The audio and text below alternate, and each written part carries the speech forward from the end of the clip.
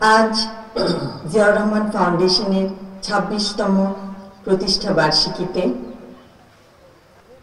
উপস্থিত থাকতে পেরে আমি অত্যন্ত আনন্দিত।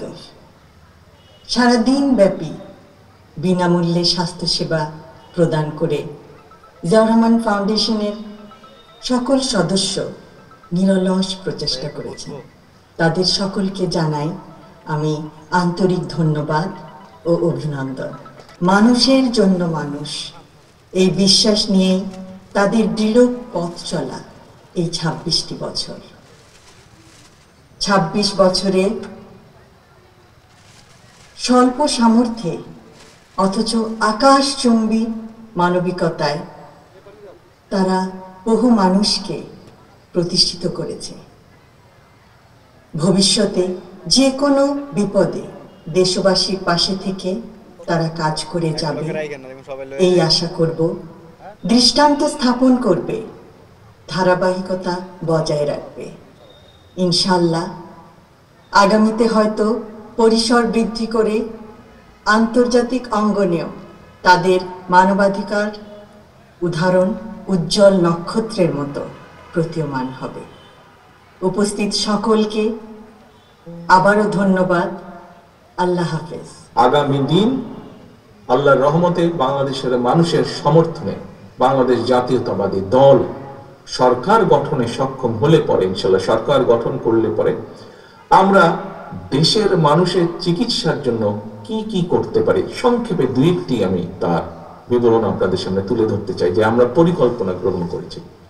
এখানে কিছুক্ষণ আগে আপনারা শুনেছেন যে প্রিভেনশন, অর্থাৎ প্রথমেই যদি আমরা ব্যবস্থা গ্রহণ করি তাহলে কিভাবে রোগ বালাই এই বিষয়টিকে আমরা ঠেকিয়ে দিতে পারবো।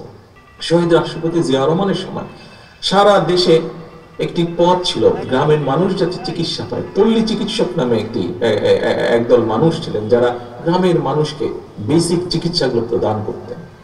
প্রিয় উপস্থিতিবৃন্দ, আমরা যেটা পরিকল্পনা গ্রহণ করেছি যে ইনশাআল্লাহ বিএনপি সরকার গঠন করলে পরে আমরা হেলথ কেয়ার নামে আমরা গ্রামে গ্রামে এইরকম একটি টিম তৈরি করব যারা মানুষের কাছে যাবে, মানুষকে বোঝাবে যে ভাই এই জিনিসটা খেলে তোমার হার্টের অসুখ হবে না, এই জিনিসটা খেলে তোমার ডায়াবেটিক হবে না, এই জিনিস এইভাবে চললে তোমার কিডনির রোগ হবে না।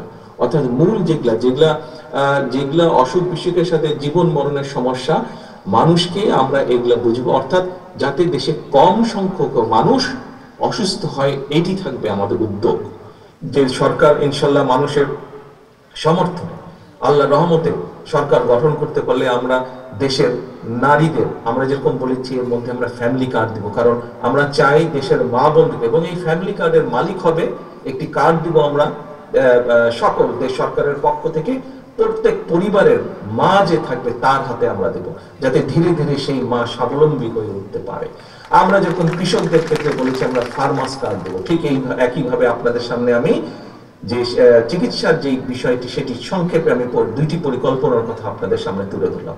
এইভাবে ঠিক আমাদের শিক্ষার ক্ষেত্রে পরিকল্পনা আছে কিভাবে আমরা আমাদের আগামী দিনের যে ভবিষ্যৎ ছেলেমেয়েরা তাদেরকে আমরা গড়ে তুলবো, তাদেরকে আমরা বিভিন্ন রকম ছোটবেলা থেকে তাদেরকে আমরা কয়েকটি ভাষা শেখাবো, তাদেরকে আমরা খেলাধুলায় এক্সপার্ট করব, তাদেরকে আমরা বিভিন্ন সংস্কৃতিতে এক্সপার্ট করব, যাতে শুধু পড়ালেখা না, পড়ালেখার পাশাপাশিও তাদের বিভিন্ন রকম কোয়ালিটি থাকে, যাতে তারা জীবনে সাথে সাথে তারা চাকরির জন্য ঘুরতে না হয়, যাতে যে কোনো জায়গায় তারা যখন পড়ালেখা শেষ করবে সাথে সাথে তারা যাতে চাকরি বাকরি খুঁজে পায় অথবা নিজের পায়ে স্বাবলম্বী হয়ে দাঁড়াতে পারে।